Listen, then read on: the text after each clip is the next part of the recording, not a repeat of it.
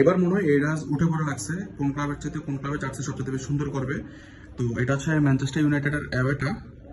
Just look at the jersey, টেক্সচারটা just দেখেন, লোগোতে থাকা টেক্সচারটা। এবং কি এখানে হচ্ছে আপনার এরকম লোগোটা ইউজ করা হয়েছে, যেটা আগের লোগো, ওদের নাম বলতেছি না কারণ এগুলোতে স্ট্রাইক আসে এই জন্য।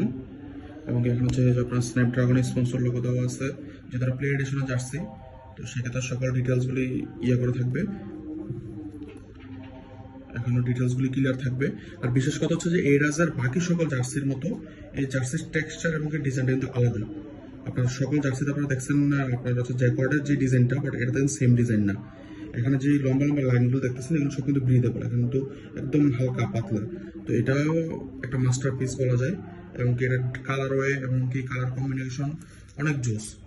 এটাও আপনারা হচ্ছে নাম্বার শো নিতে পারবেন আমাদের কাছ থেকে। তো যাদের যাদের লাগবে অবশ্যই নক করে ফেলবেন।